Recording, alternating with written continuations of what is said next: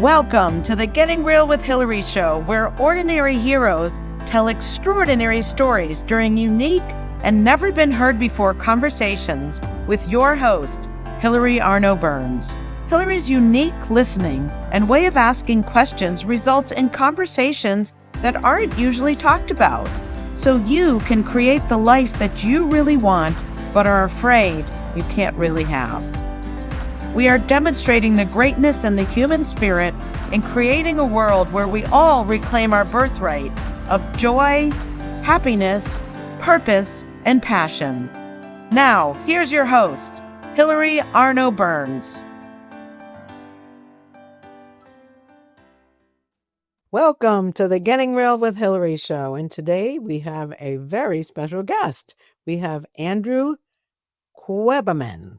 And he'll tell me if I'm not saying it correctly. I was practicing before we started. He's a financial planner, a husband, and a dog dad. And he's got a very special message for all of us. And he literally can help make the world a better place. So welcome, Andrew. Did I say it right? You got it, Hilary. Good job. Yes. Okay, good. So Andrew's on a mission to educate people about the finances, right? And what it is, you tell me if I'm saying it wrong, because I might. No, I just want everyone to have the flexibility and the options that they deserve, so that, when life throws them a shoulder, they're able to throw one right back. All right. So I'm just going to give you my observations. I was brought up to save. Like when I don't know if I told you the story, but when I in college got a touch tone phone and I was spending 25 cents extra a month, my parents told me I was being extravagant. Yeah. Big spender. Yeah. But like that to them, we didn't waste. I saved everything that was, and I ended up saving a lot of money until I got married. And I thought everybody did that because, you always think, I thought everybody had a beach in their town because we did. Well, I didn't realize, you're inland, you don't have a beach. You just, in my mind, what I had, I thought everyone had. So when I found out that he had a different money model, it's kind of alarming to me. I mean, that was like, the biggest problem in our 20 years was like, I didn't feel safe. Because he was the exact opposite. He liked to borrow money and I like to save it. So, so it seems like, well, not everybody's raised to learn about how to be. I mean, I'm not going to say good or bad because I did that for many years. I'm not going to say his is bad. It works for him. Just didn't work for me. Right. What do you like? What's your perspective? Some people learn, some people don't. What do you find? And I'll shut up now. Oh, I definitely find that when I talk to people for the first time, they come to me with what your story was. Like I was raised this way. I was raised to save money. Oftentimes there's a spouse involved that has a different perspective. And in your case, it was the opposite perspective. But it does stem back to how they were raised and how their parents handled money. And that's where I like to say, there's no shame in a dollar because it's a tool. And so you were raised in a way that the tool was keep it for the rainy day and make sure it's always 100% available.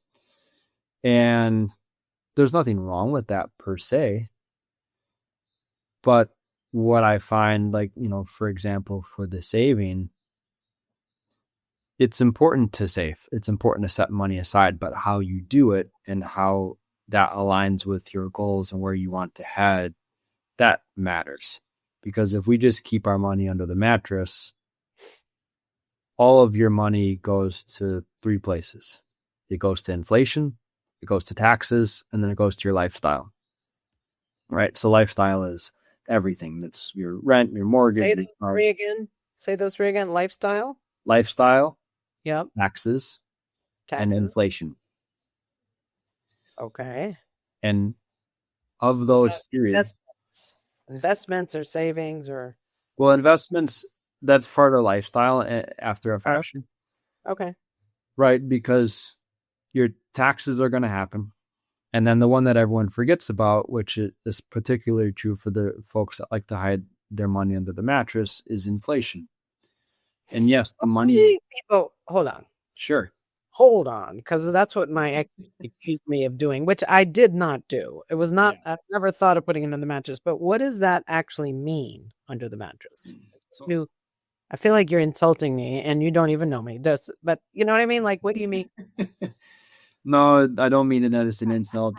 It's. I like that you're turning red. Yeah. But it is, when I say under the mattress, right?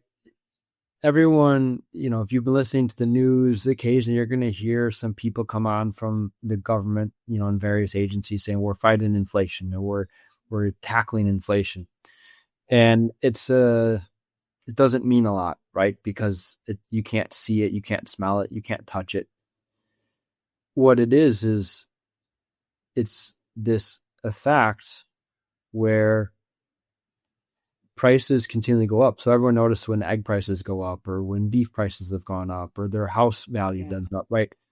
A function of all that is inflation. And the government's target, like what the Federal Reserve would like to see, is that inflation somewhere between 2 and 3%. That's at a minimum. A year. And if you put your money under the proverbial mattress, which could be literally under the mattress, it could be in your backyard, it could be in a savings account, a standard savings account, tends to earn under 1% a year of interest. What that means is we're not keeping up with the inflation number. If the inflation number is 3% and you're earning 1%, that 2% difference, you are eroding or have a diminished value of the dollar in your hand. So that's what we mean when we say we want to keep up with inflation, and why it sometimes can be difficult to take that dollar from the really safe spot where we know it's going to be no matter what and put it into something where there's a chance for you to lose money. Now, would you say that's the biggest problem, is people are putting it under the mattress? Or do you think, to me, the problem is that they're not even putting any there? They're spending more than they make, and so that's not even an issue under the mattress. You know what I mean? That's my opinion. I don't know. Right. What do you see? I see a combination. Happy with someone putting it under the mattress as opposed to spending more than they make and having debt, credit card debt, and all that stuff? That is, if someone comes to me and we've got more debt than we can handle, that's obviously always going to be our first step, is to take care of that. So, for you're listening to this and you're thinking about what do I do? It depends on your goals. And that's where we say, if you want to buy a house in 5 years, then that would inform a decision down a certain path. If you want to do a renovation on a kitchen in the next 6 months, well, certainly keep the money in your savings account, because over the next 6 months, you don't want to risk losing that money. So it's always variable to the situation, that we're talking to, and everyone comes to it with different ideas. You said your parents were big savers. My parents didn't talk to us about money at all. And they advocated saving. And when I got a job, they advocated, putting money, aside in the 401k that the company offered to take care of the match and all that. And that was fine. But we didn't talk about anything more detailed than that. And so, I went through my first couple of jobs spending most of my money as well. And then woke up one day at, 30 and I wanted to buy a house, and I had to figure out how to come up with a down payment. And that was really just because I didn't think ahead on it and I didn't understand the math that was necessary. No one told you, Yeah, for me, from my childhood, it seemed like other people did it and they figured it out and it just happened. And the reality is you do have to put some work into some of these things, and you do have to put some forethought. And that's the way I was raised. So, my family had a small business, and we didn't really even talk about how the finances worked within the business because, entrepreneurs will always say, there's special things out there that they can do that are not available to everyone. And so there's all these different avenues, and that's where, it does matter a lot how you're raised, What kind of sometimes. business? What kind of small business did they have? But they had every kid's dream, I guess. They had a gourmet confectionery store. So Candy? yeah, so the big thing was the caramel apples, and then assorted chocolate dipped creations. Well, you must have been popular, right? Yeah, up to a point. I mean, when you're 10 years old and you're working at the family business, like, you learn a lot, but that's not necessarily always the place that you want to be when you're 10. So there was a little give and take there for sure. But yeah, it was a lot of fun. So what did you do up to 30 when you were spending all your money? What kind of job did you have then? Yeah, at that point I was in business development for a couple of different companies, but always catering to the biotech and pharmaceutical manufacturing industry. And so it was like engineering services. What and pharmaceutical? The biotech and pharmaceutical manufacturing industry. Okay. So I didn't call on doctors. I called on Pfizer, or called on Eli Lilly, or I talked to, the people that were trying to facilitate the healthier world through, creation of pharmaceuticals. So what were you selling? What were you? Primarily engineering services and IT services. So for all the buildings and the manufacturing, that's out there, someone has to design those buildings and how the material flows through and the automation with that. And so I helped out there. What did you study to know how to do that? I studied biology. So my skill set was always in, person to person communication. And so that's where I excelled. But you studied biology. Wow. Yeah. At one point I wanted to be a medical doctor. So obviously that worked out well. Yeah. Oh, so you got to do the business side plus the biology side, sort of, right? Yeah, I combined it a little bit. I used very little biology in that part of my career, but it was nice to be able to at least kind of have an understanding when they would talk about, different molecules or whatever that they're trying to make. So it facilitated the conversation, but I wouldn't say it was strictly necessary. So mostly person to person. Okay. Yeah. All right. And then when did you switch? Well, let's go back. You were born in Wisconsin. Yes. Are you still there? No, these days I'm in San Diego. So Okay. So what was your path? You went to high school, then you went to college. Where'd you go to college? Went to college in Wisconsin. So southeastern Wisconsin, a little school called Carthage. And spent 3.5 years there, met some amazing people. And then from there, I worked between Illinois and Wisconsin for a little bit, and then got the opportunity to move to the East Coast. Found myself in Raleigh, North Carolina. Wow. Which absolutely loved that time of my life. And especially so because that's where I met my wife. Oh. So we met there, and she was in her PhD program at the time. She got her PhD in pharmaceutical sciences at UNC. I married a smart one. Yeah, pharmaceutical sciences. Ooh, okay. Yeah. And she's from San Diego originally. So she always told me, when I'm done with my PhD, we're moving to San Diego. And I didn't have a lot of argument. And you said, yes, dear.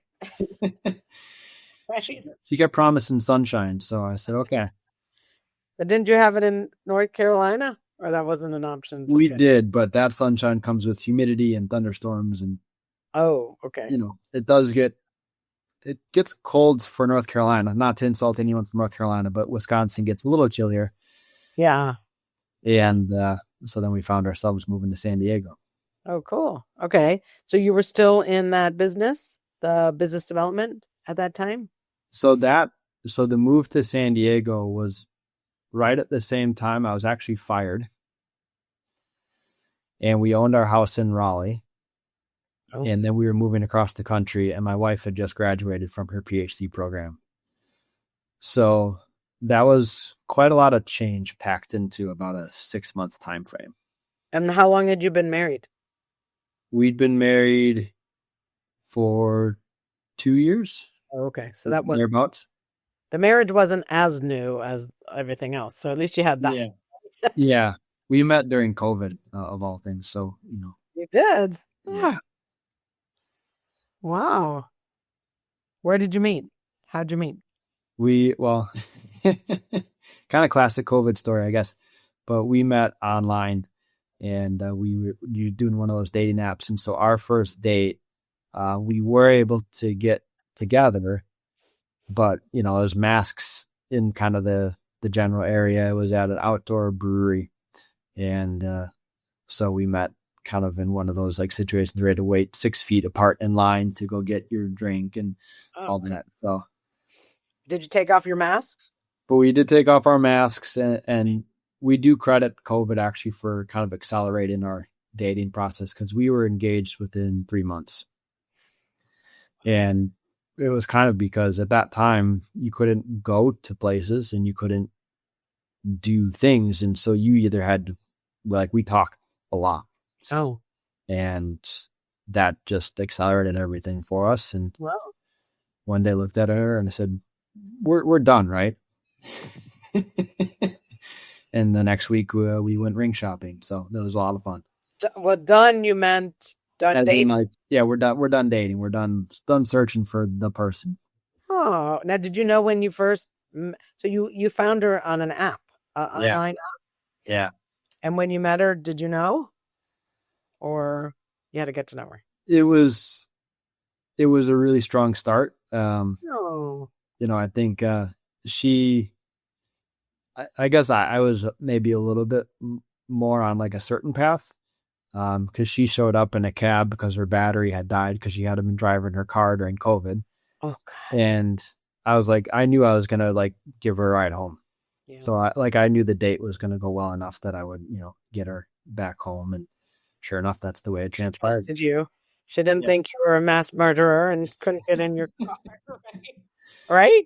No, actually, the funny part about that is her Uber driver she was like, she was middle-aged, and she was like making sure that my wife like knew that people knew she was out and meeting someone. And then she's, obviously, my wife said yes. And she goes to my wife, she goes, I think this is going to be a good date for you. I think this is going to be your person. And they had just met, and she hadn't met me yet in person. Here we are. So I thought you were going to say that she said, here's my number in case you need an Uber to get home. Right? I've done that. Yeah. My daughter call, one time she said, I texted her, I'm like, I got to get out of here. She's like, Mom, I'm throwing up. I was like, you're throwing up? And the guy was like, oh, you have to go. I'm like, okay, I'll be right there. She wasn't. Yeah. But yeah. Yeah. Yeah. You don't want to get in a car with someone who's had 5 margaritas either. No. You do have to be safe. Definitely. Anyway, well, that's a good story. That's funny that the cab driver had a feeling. Yeah. And I don't know who she is, but we definitely thank her. I do. Yeah. Wow. All right, cool. All right. So you met her, then you moved. Well, I don't know if you want to go back and talk about your family at all. What happened with them? Yeah, that was kind of, I guess that was in the middle of all that a little bit as well. I guess family is what family is. Not to be cliche about it, but so I've got a younger brother, he's 2 years younger, and he was married at the time. And so in the process of us in our transition to California and me transitioning into my role as a financial planner, we were kind of going through this situation on the home front where we were kind of having these discussions, with my parents on a kind of a regular basis, where we would get together, we'd meet, and then something would trip someone. And so it kind of turned into this thing where one meeting always turned into 2. We had the initial meeting, we had Thanksgiving, or we had a weekend together or a night out, and then we would have to like fix something, whatever. And I had watched my brother go through this really for the duration of his marriage. And at the time he'd been married for about 5 years. And then I was watching the same patterns start between myself and my wife and my parents. And I'm a believer of if it's broke, fix it. And so I talked with my brother a little bit, and he expressed some of the same concerns I had about kind of the way things were going, and that, a desire to fix it because we love our parents, still love my parents. But it was kind of a situation where my brother and I felt like we weren't being heard. We were being listened to, but we weren't being heard. And so at the time I said, I wrote an email because I didn't feel like a phone conversation was really getting me anywhere. It was always kind of a defensive affair. And the email was not well received. Oh. But I had asked for a 3-month kind of moratorium on communication so that we could get a chance to reset and reevaluate and just take a big, deep breath and then come back and try and like reevaluate our relationship so that we could like have like the relationship that my brother and I wanted and that, we hope my parents would want, which is, good communication and all those things. So the 3-month break was met with quite a lot of resistance, but we did it and we came back, and that was a tough time for me because I felt like I was being put in a position of son and brother and therapist all at the same time. Well, were they fighting amongst themselves? Like, what was the problem? Or were they getting in between you guys? Like, what was it was more situations where things were being said that were hurtful. By them? Yeah. And particularly to my brother's ex-wife and to my current wife, but also to us. And because we kept having to like have these conversations, we're like, okay, this is all going on. We accept that, but like, we can't keep feeling like we have to come back and fix things or something I would say would upset my parents, right? Because they're like, oh, well, you're not taking our side or something like that. And so every communication was kind of anxiety filled a little bit for everyone because everyone felt like they're walking on pins and needles where we didn't want to say something that was going to set off the situation. Yeah. And when we came back around and we were kind of having more structured communication at that point, and we got to a situation where it was like my brother and I kind of expressed some of the things that, we had seen and we would like, to not see in the future. We say, okay, well, this was ours. Like next time when we talk, we would like, the two of you, meaning my mom and dad, to communicate to us how they would like to see things differently or how, no one's perfect. And I would never say that everything I ever did was great. So then, hey, here's your time to get some things off your chest that, you've been holding on to. And, we can talk about it. And so they came to that next conversation and they're like, okay, my dad said, Mom and I talked about it and we want to talk about whatever you guys want to talk about. Like, no, that wasn't the point. Right? Like the point was my brother and I are admitting that we're not always saying or doing the right things from your perspective. So then share some things so that, because like I found out, in the process of this, that my mom thought I called her too much. but you never told me. Mm. And I'll always say, that's fair. If I'm bugging you or you got stuff going on, like, then tell me. Don't let me keep doing it to infinity. And so there's things like that were just coming out. And I eventually said to everyone, I said, hey, this has been fine. I can't keep playing 3 roles. And I would like to bring in a professional therapist, family therapist, psychologist, whatever. Like, I don't even care who it is, but someone to help guide our conversations so we can get through this together. Because I can't keep managing the conversation and being part of the people that need to heal.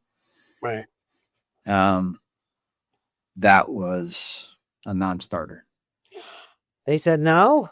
They said no. Oh.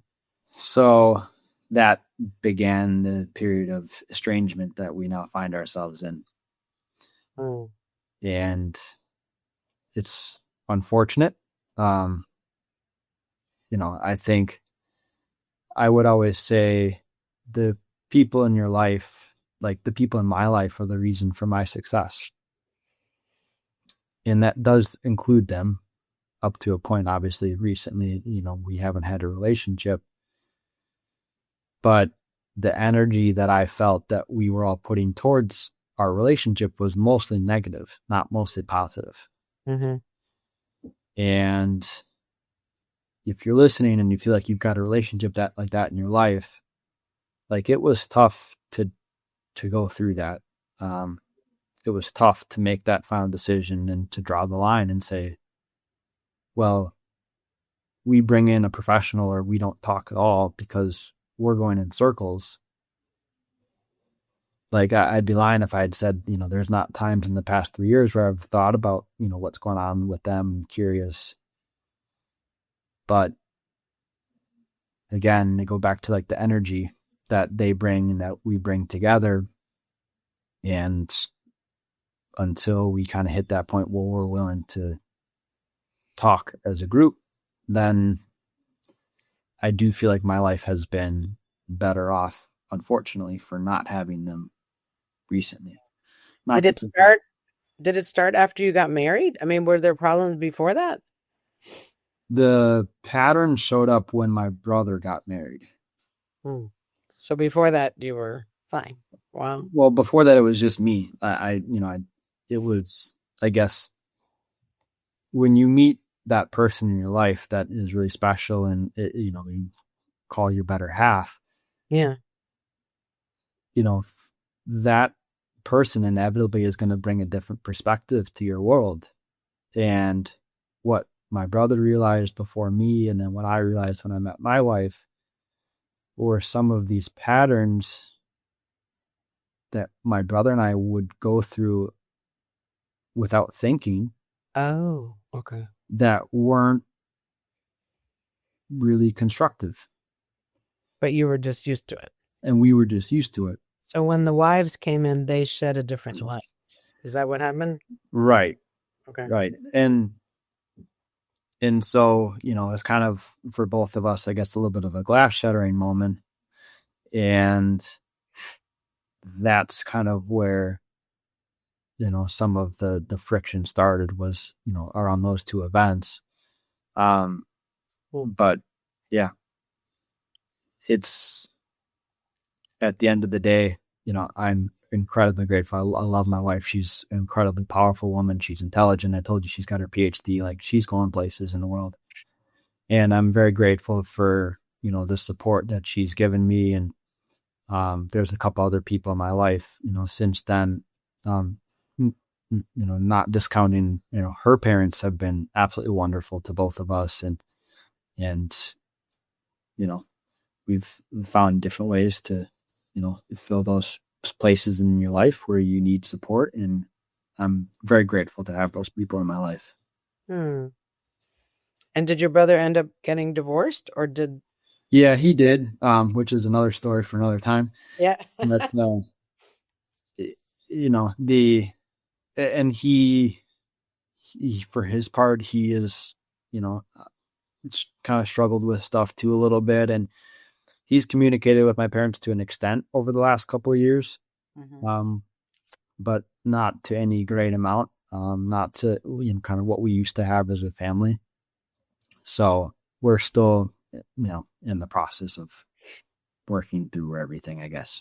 Yeah. And where does he live? He lives in New Jersey. Oh, okay. So it's not like you see him for dinner. no, unfortunately, he was able to, come out for Christmas Good. this past year, which was great. But yeah, a little bit more difficult. Yeah. Being 2 continents apart. Wow. All right. So that was that story. Okay. All right. We're about to take the commercial break, but do you want to talk about how you switched to financial planning, or do you want to save that for after the break? What do you think? Want to save it? Is it long? Yeah, we can save it because it'll go into other things. Okay. All right, cool. All right. So we'll be right back after a word from our sponsor, and then we'll hear the rest of the story, right? Yeah. You for that? There was a guy that used to be on the radio and he would say the rest of anyway, whatever. Okay.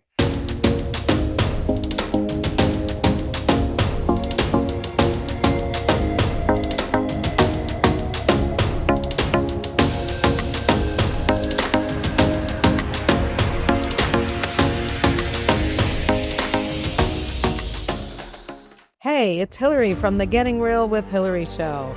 Life can be messy, raw, and real. And sometimes we're afraid to feel vulnerable. We're afraid to be that real self. Well, that's exactly what the Getting Real with Hilary show and Getting Real movement is all about. Being our true selves. Every week, I bring you stories of transformation, authenticity, and hope. People getting real with their struggles, their faith, and their breakthroughs. So don't miss a thing. Subscribe to my weekly newsletter today. You'll get stories, links to everything new, and how to create a life you love every week directly to your inbox. You can also find my books on Amazon. My courageous and riveting memoir, The Second Piece of French Toast, in case you feel stuck in your life and want to get inspired. How I came out about my no sex life in my marriage, in my second book, Real Talk. That one will get you speaking up in ways you've been too afraid to do so, and really creating amazing freedom. And my third book, How to Stop Fixing Yourself and Start Having Fun, the name is called Your Bullshit is Your Blessing. Find links to everything and subscribe to my YouTube channel, Getting Real with Hilary, and you'll find the links in the header. So, visit, and you can also visit gettingrealwithhilary.com because the real you is worth it and wants to come out. Hey friends, it's Hilary, host of the Getting Real with Hilary show, and I want to get real with you for a moment about something we don't talk about enough: brain health and immune health as we age. I recently learned about daily brain care from Dr. John E. Lewis, and what stood out to me is that this isn't hype. It's science-backed and clinically proven. Daily brain care supports cognitive function and memory, reduces inflammation, balances the immune system, and even helps increase adult stem cell production, which plays a key role in how our bodies repair and regenerate. When your immune system is balanced, your whole body works better. You handle stress better. You feel healthier, and you function more like your younger self. If you're serious about taking care of your brain and your body, check out Daily Brain Care at drlewisnutrition.com.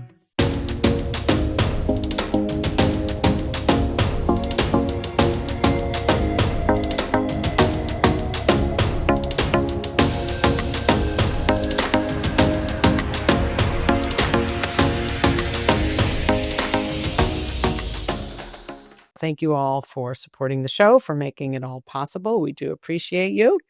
And now let's bring back Andrew Quebbemann. You still got it. Okay, good. All right, good.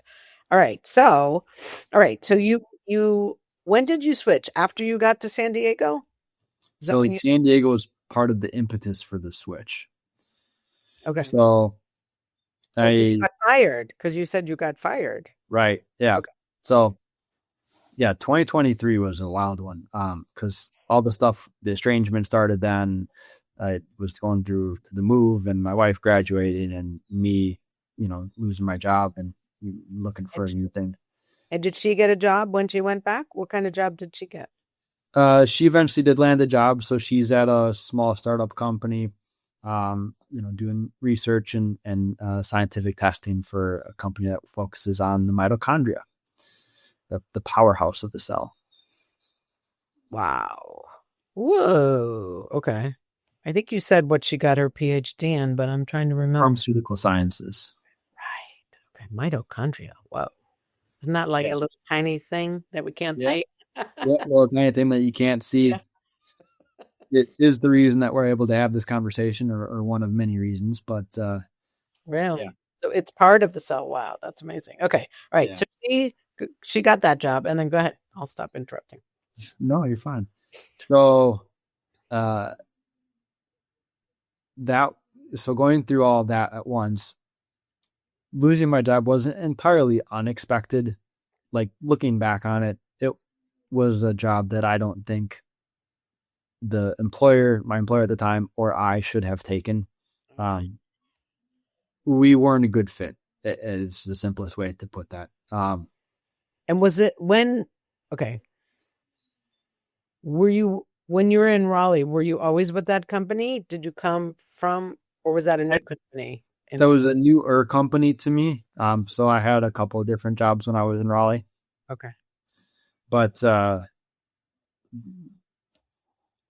losing that, like, it was still like a shock, and it was like, it wasn't that surprised, because I kind of saw the writing on the wall a little bit of where the company was going with things. Mm-hmm. But at the same time, it's the rejection. It's the, like, how dare you? Like, I'm better. Yeah. The usual stuff. The ego stuff. Yeah. Yeah. But I knew deep down that it just wasn't a good fit for me. And so I reached back out to the network, and because I had to find something, because Caitlin was still in the process of graduating. And so What network did you reach out to? Just my personal network.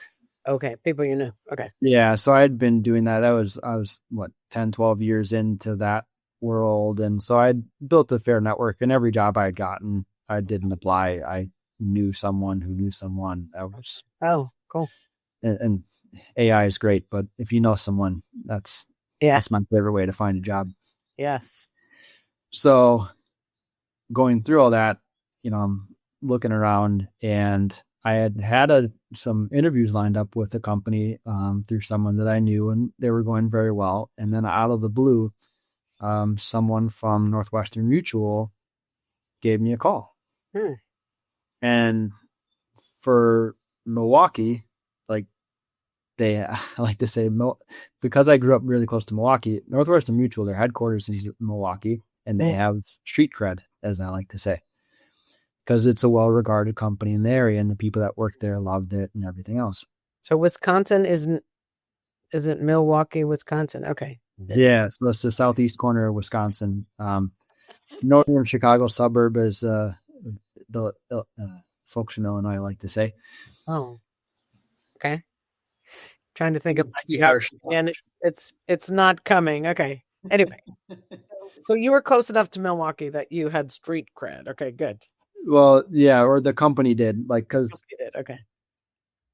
they talked to me about being a financial advisor, and I was like, well, why do you want me to be a financial advisor? Like, you're looking at my LinkedIn profile, right. Like, well, it's the same thing, right? Like, there's no finance on there anywhere. Right.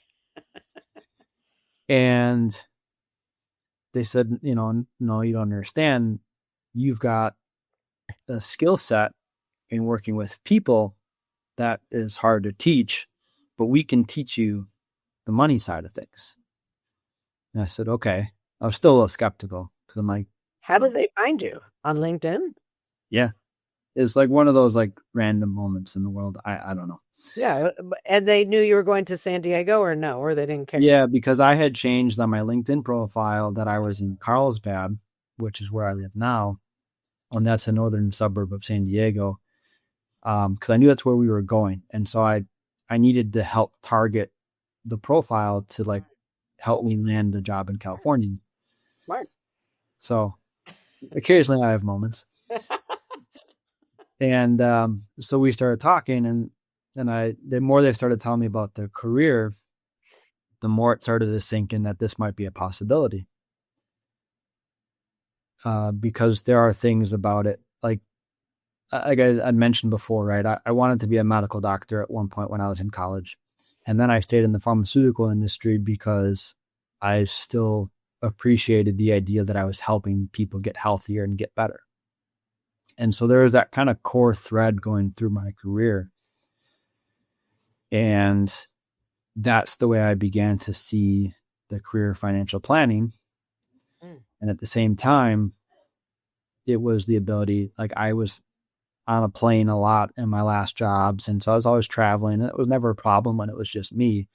But my wife and I are starting to get to like the family planning stage where we're like, okay, starting to think longer term. I don't want to be on a plane all the time. I want to be home for some of that stuff. Yeah. So it started to make a lot of sense. And talked with some other people. I kept the other job interview process going. And at the end of the day, I had basically an opportunity to stay where I was in that field, in that career, or jump into a whole new pool. And I made the decision to switch.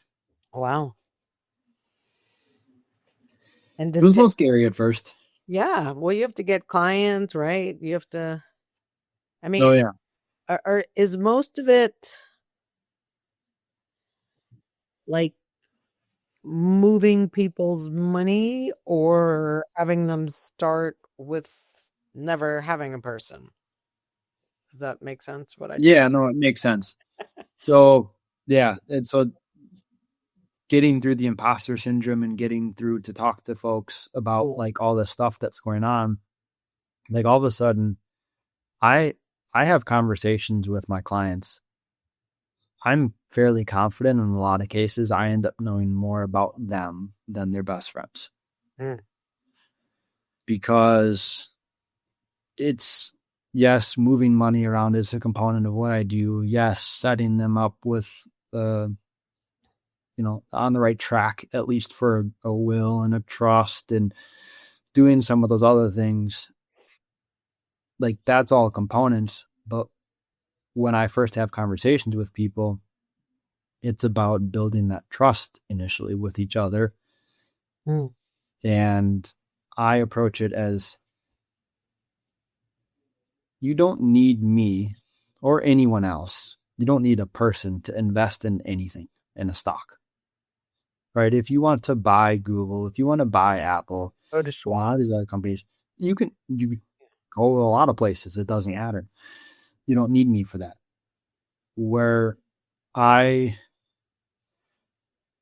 position myself, I want to be one of the people that you call, I want like a top 5 on your worst day. So when the market's going down, when you've lost a loved one unexpectedly, when your job goes sideways unexpectedly, when one of those types of things happen that are really rock your world, I want to have you trust me enough that I'm one of the people that you call first to tell about that. Because I want us to have had a conversation about how to plan for some of these things. Not that we can predict everything, but that we've got something in place that we can fall back to. And so that's where the trust and kind of some of the relationship that I try to build with all of my clients, that's where that comes from. Because again, anyone can buy a stock. That part's easy. The harder part is, how does it all fit together with the backdrop of your life? And that's where AI falls short, and some of the stuff that you can do online, that finding that trusted person, whether it's me or someone else, that's where they can help keep you on the path that you want, to achieve the goals that you want to achieve. Yeah, I believe that. I mean, I have people that say, well, he's taking, I have a person, he's whatever percent. I'm like, I don't care. He got me from, when I got divorced, not feeling confident at all, to being able to retire. Yeah. And I was a saver, growing up. It was the marriage that kind of took things off Awesome. But I have built it up, and we have this graph that we do. And if it's green, I can retire, He knows what I've been through. Do you know what I mean? It is a very personal relationship. So Yeah. I think that's great. I forget about that when this person argues about, well, I can invest my own stocks. It's like, but do you have someone who's for you, who knows what you want to do? I think that's great. I love that. If I was making a commercial for you, I would put that in. Yeah. Yeah. I mean, I've never heard it said that way, but that's if you're a good one, right. I mean, I had people who churned my account, who sold everything I had, made a huge commission, and then, told me how great they were doing. And I'm like, no, you're not doing great because I'm not even at where I was when I came to you. Right. Don't tell me you're doing. I was so mad, but right. Anyway, it was a good lesson, but they weren't. I don't know if they were supposed to be a financial planner, but they weren't on my side. So yeah, and it was good for them, not me. I fired a financial planner that I used to have. We for this is my story, personal story, right? I had at that point a couple different companies. I wanted to roll everything into an IRA. I wanted everything together. And then I wanted to make it all Roth. I wanted to pay the tax now, so I don't have to pay the tax later. And my financial advisor at the time, we did it all at one time. And at the time, I was not making an insignificant amount of money, and I moved a significant amount of money over. I went up 3 tax brackets. Oh, shit. Shoot. Overnight. And then I didn't know that, and I got a tax bill that year that I had to take out a personal loan for, because at the time I was living in an apartment. I didn't have any assets to loan against. So I had to take a personal loan. Oh. And I was furious. And I was like, dude, I get that maybe you thought I was lying. I told you where every penny was. I didn't have this ready to go to pay this. What did he say? What did he say? Oops.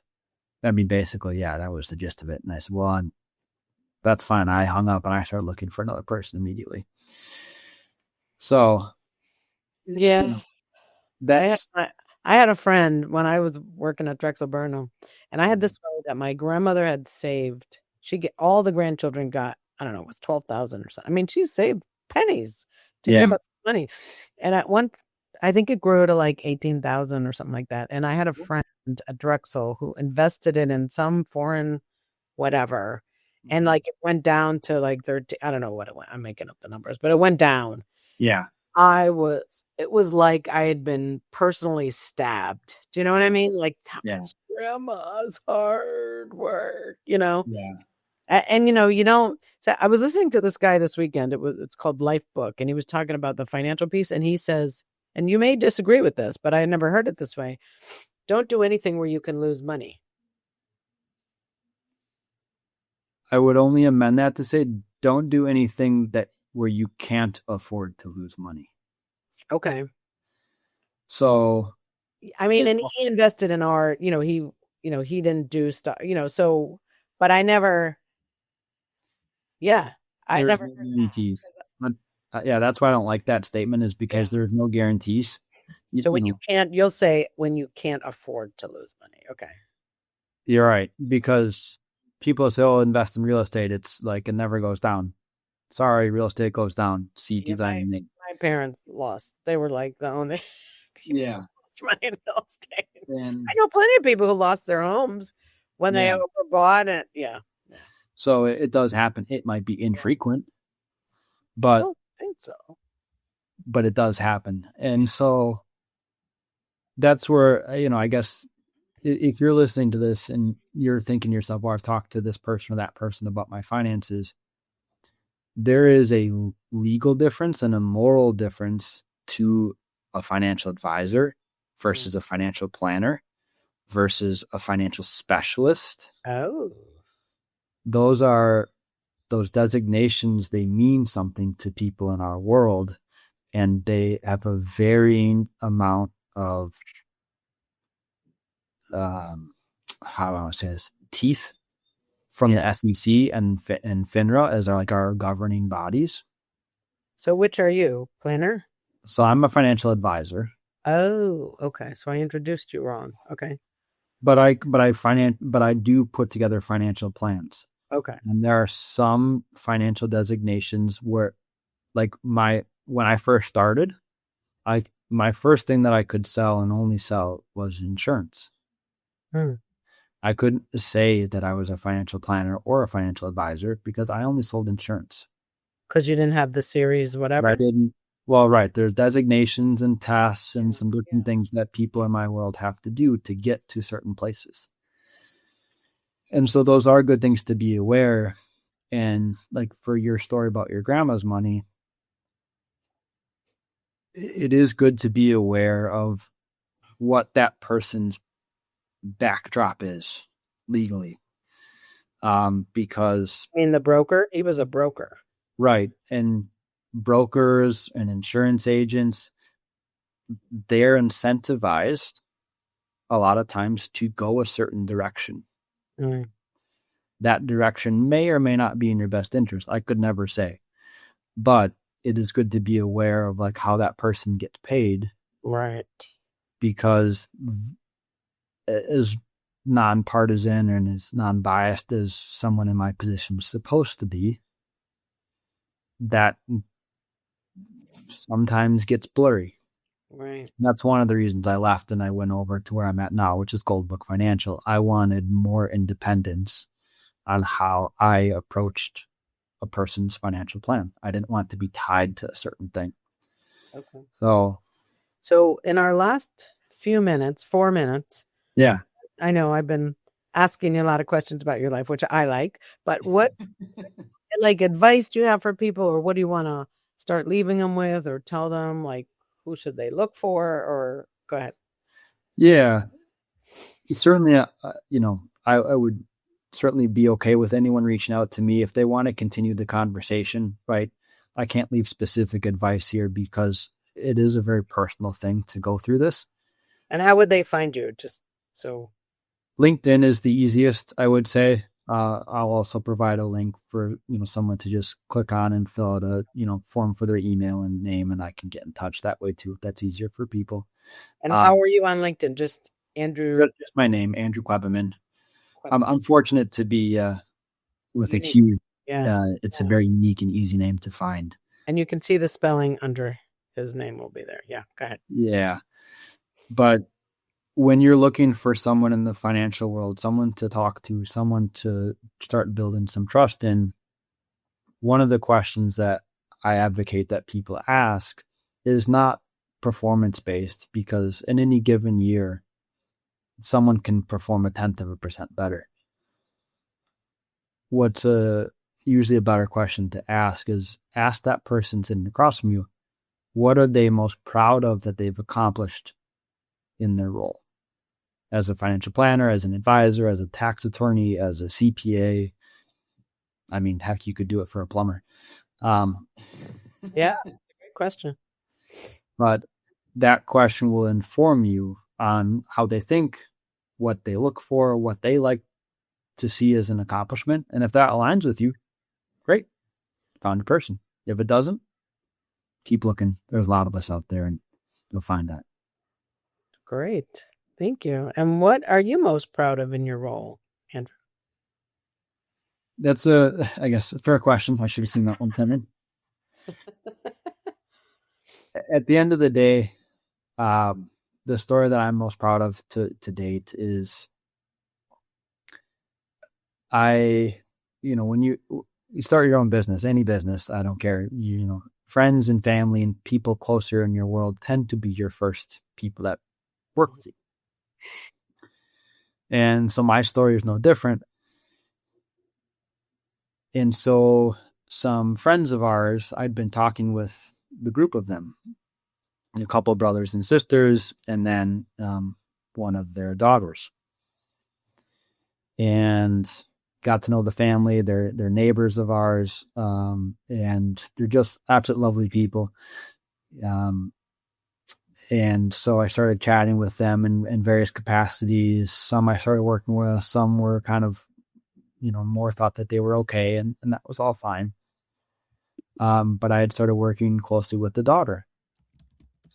And she, long story short, we kind of had a plan going. We kind of set it up.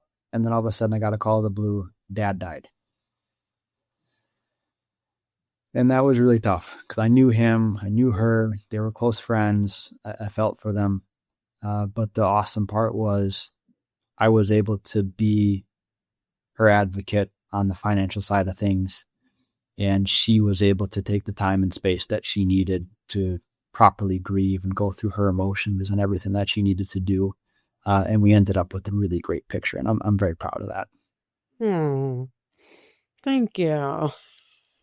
All right. Well, thank you so much. It's been a pleasure having you. Thank you for that story. Thank you for your honesty, for your realness. And, reach out to Andrew if you have any questions, because I think you can trust him. Thank you. All right. You're welcome. Bye-bye. Thank you for watching this episode. I started getting real with Hilary when I discovered that I was a people-pleasing, pleasant phony and wanted to be more of my real self. We can grow together if you will like the show, subscribe to my channel, and share this episode with your friends and family so that we can have a world that's more real.